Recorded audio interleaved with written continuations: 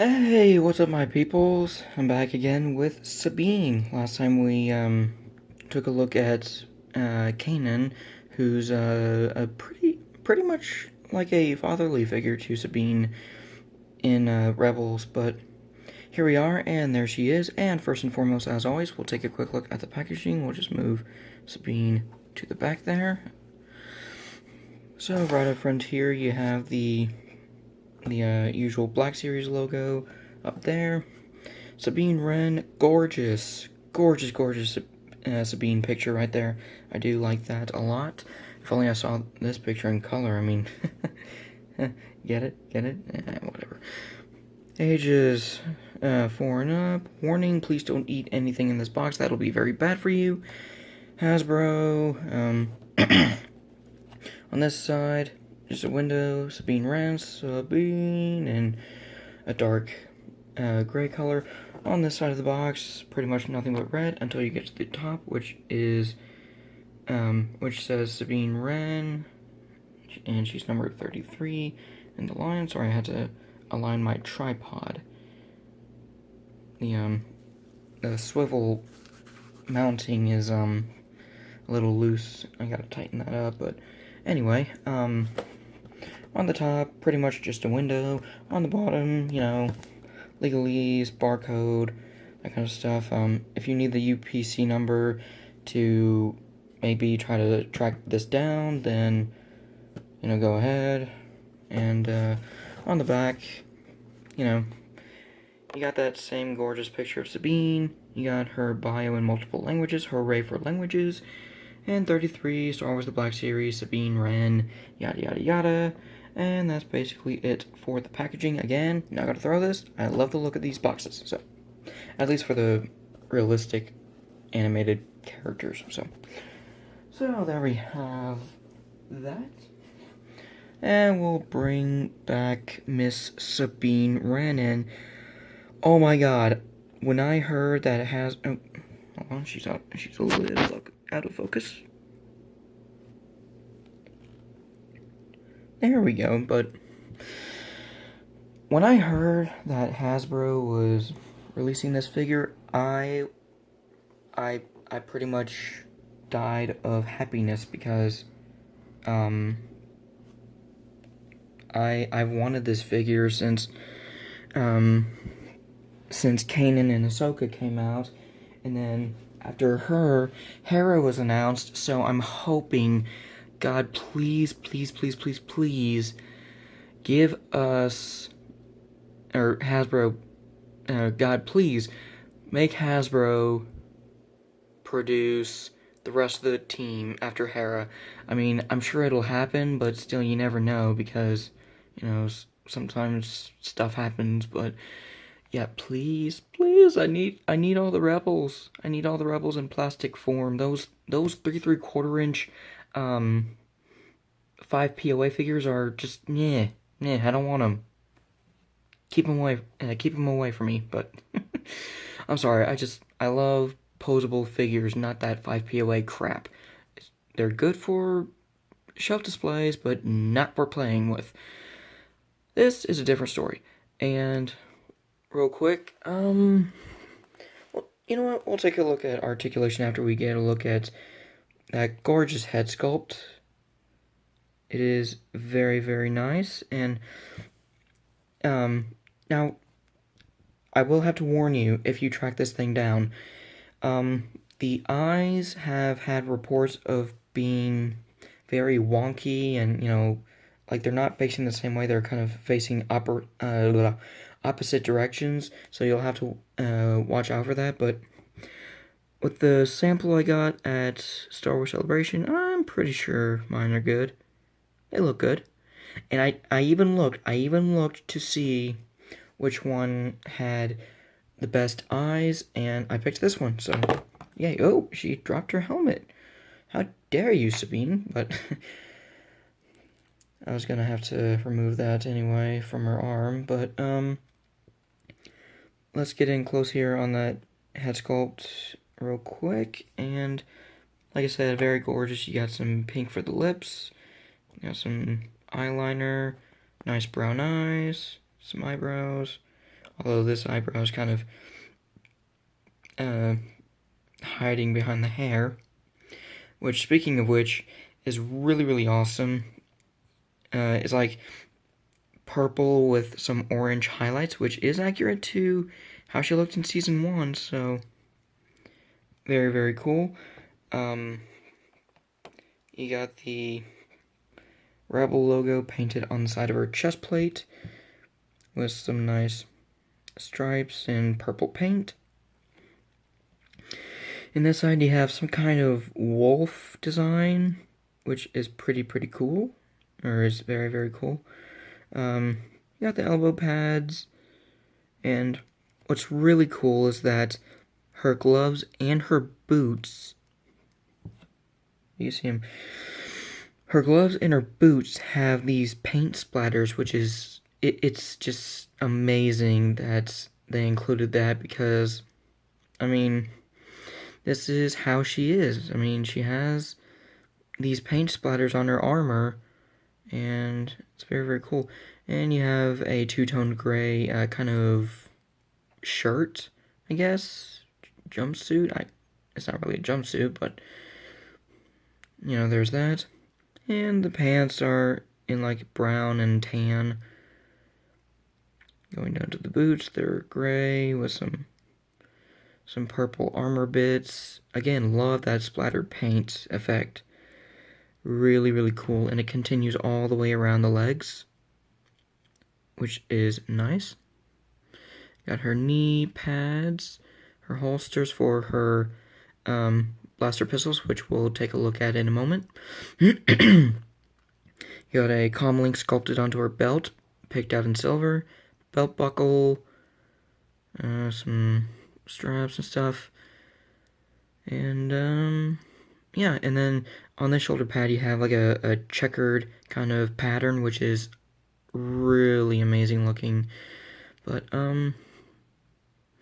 yeah, as far as accessories go, we'll take a look at the helmet that dropped out of her arm. So here it is. Very nice sculpt, very unique, and it has kind of a feminine helmet style with the T visor. So, and the T visor is picked out in a gloss black, which looks nice. Yeah, some actually no, this isn't magenta. This isn't purple. That's magenta. But you get some magenta and some purple here and there, some gray, a little bit of orange, like an orangey yellow. And then you have some light gray going up to the rangefinder, and then some darker gray on top of the rangefinder. And what's really cool is that the rangefinder can move up and down, which is a feature I was not expecting until the promotional pictures were released.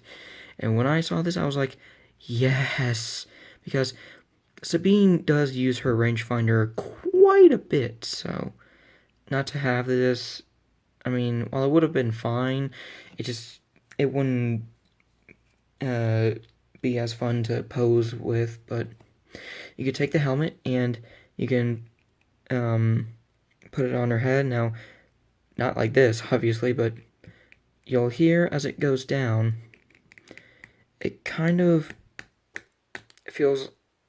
sounds like it's going to, you know, wear off the paint. But I've taken the helmet off and on plenty of times, and there has been no paint rubs. So Hasbro, good freaking job. That is amazing. You deserve a cookie for that. But here's another accessory that you have. Now this, I do wish she had a place to store. I guess it's supposed to store like on her back. Well, if I don't drop it or look like I was, you know. But anyway, it looks like it's supposed to clip onto her belt like so. And for some reason it doesn't, but I'll try to modify the belt in this to where it'll magnetically clip on. I don't know if I'll be able to do that, but, I mean, you know, you can do it, just mod at your own risk. I mean, I'm a customizer, so I do take risks sometimes. But, Now, you may be wondering, wait, wasn't this, like, all great plastic? Yes, but I picked out the kind of trigger button in red, and I did use Sharpie for all this, except for the yellow. Like, I used a paint pen for the yellow, but with the red, I did pick out a Sharpie. And then this is supposed to be pink, but it's not coming across very well at the top. So I may just put some white on there, then put some pink over it. Then you got purple, yellow, orange, and blue. So I didn't do any. I didn't break out the paints to do this. I just used Sharpies because I was too lazy. And plus, this is such a small piece, you know. I mean, why go through that much trouble of using paints when you can use a Sharpie and just get it done and over with? So, especially on a piece this tiny. I mean, it's barely as big as it's barely as tall as my thumbnail. So, there you go. But she also has her blaster pistols, which store in the holsters. Now, these are Westar 35 blaster pistols, and you know they're casted in gray with some nice silver wash on there. Very nice looking. I do kind of wish they were a little more accurate, where one was blue and one was yellow with some black, but it's okay. If it bothers me that much, I'll touch it up, but it's probably not going to bother me that much. But, yeah. And they fit in the holsters pretty well, you know. The tip of the barrel sticks out, which is really good. Now, I do want to make a note that there is a variant of Sabine. There's a variant where her holsters peg into her legs, and there's a variant where the holsters do not. Like, there's no peg, and there's no hole. I don't mind the pegs, but I kind of prefer the one with the, no peg and no hole. But, if it really bothers me, I'll just, take the pegs off and plug them into the holes and then super glue them in or something. But, anyway, and, yeah, that's it for her accessories and her paint details, so let's go over the articulation. Now, I don't really count the rangefinder, although you can move it down, like I demonstrated earlier. Although it's not part of the actual figure, it's just the helmet. So, her head is on a ball joint, or she has a ball jointed head on a hinge, so she can look up very far. She can be like squirrel, so you can have that. And she looks down very far, and obviously she also rotates at the head, and no real head pivot, so it's a little unfortunate, but it's okay. And another thing too is that there we go, you can kind of see that a little bit of her hair sticks out from the back, which is really, really cool, and that is exactly how it looked in Rebels, so I do like that. She has ball hinge shoulders, and you would think these shoulder pads would hinder it. Nope. They're made of a soft plastic, so the shoulders can move up at a 90-degree angle, which is really, really cool. Then, you know, you got your swivel, so there's that. You have ball-hinged elbows, which go up very, very high. I mean, for a single joint, this is really good. So you can pretty much get her into these kind of dual-wielding poses, which is an absolute bonus in my opinion. Like that, just to show a quick demonstration, and you kind of saw this pose in the Kanan review, but still. What else? She, excuse me. So yeah, she can bend and swivel at the elbow. She has two versions of the ball hinged wrist. Now this ball hinged wrist on the right can go up and down like this, as well as swivel. And this wrist also swivels, but it hinges outward and inward. So, I do like that. And her torso is, I guess, on a ball joint, but again, like Kanan, it's really limited. It's more of a swivel than anything. But still, you know, it's still really good. But you get barely side to side. Forward, barely, back, a little more than anything. And now if you unpeg the holsters, they'll free up the movement in the legs, which again is why I'm considering on cutting these pegs off and putting them in the holes and then just gluing them in and that kind of thing. But she has ball jointed hips, which move out about that far, so she can't really do the full splits. Oh, sorry, bumped into the boxes again. But you know, and then she could kick forward pretty good, and back a decent amount. I mean, the butt sculpt kind of gets in the way. She has a thigh swivel, which actually kind of clips into place, like you can kind of hear it. So that's pretty cool. She has double joints in the knees, which get up very far. I do like that. Very good range of movement. And the ankles can tilt up on a ball hinge, which is pretty decent. Down, very good. And then you have the ankle pivot. So yeah, and for comparisons, we'll just bring in, let's bring in Ahsoka right here, and they look good together. You know, they could go shopping, and then if they run into any Imperials, you know, fight them. So there you have that.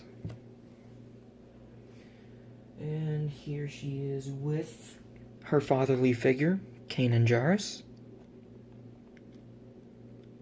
Very, very cool. So there you have them. And actually, I'm about to bring Kanan back in. But here they are with, or here she is with Kanan again. But here they are with the Black Series R2-D2. As you can see, again, completely out of scale, but you know, it's to reference the 1977 original R2 figure. But there's that, and here they are with the Bandai model kit. Just because, you know, Sabine did meet R2 twice, whereas Kanan only met him one time. But there you have them. And to get these two out of the way, we'll bring in, just for laughs and giggles, and because they saw each other from afar, here she is in comparison with Darth Vader. As you can see, Vader is really, really tall. So there you have that. And yeah, very awesome figure. Like, I honestly want to get another and customize into the Season 2 colors, but I kind of doubt that'll happen because my mom had to pay $30 for this thing. And, I mean, it's a fair deal because this figure is awesome. I've never seen it in stores and a bunch of other stuff. So, I mean, with hindsight, it is a good figure, and if you're lucky enough to get this, do not hesitate in picking this up. I mean, she's a Mandalorian. I mean, I know some of you people like you, Ross, Michael MGF, if you're watching, if you hate Rebels, then I'd still say pick this up because it looks great in both, or with the helmet both on and off. And if you're a fan of Mandalorians, just get her anyway. I mean, come on, it won't kill you. I mean, you don't have to like the character, but you can at least like the figure, so that's just my thing on it. So, yeah, that's pretty much it for Sabine Wren. I think next we're going to be taking a look at a couple of Transformers Robots in Disguise figures, or maybe a Vintage Collection Super Battle Droid, but I think I'll do the Super Battle Droid, and then I'll do Grimlock and Optimus Prime from the Robots in Disguise line. But, yeah, that's it for Sabine Wren, and I hope you like this video. I hope you found it helpful in deciding whether you want to get this figure or not. So there you go. So that's it for Sabine Wren from the Black Series 6-inch line, and I'll be back with the Vintage Collection Super Battle Droid. So stay tuned for that. So until then, I'll see ya.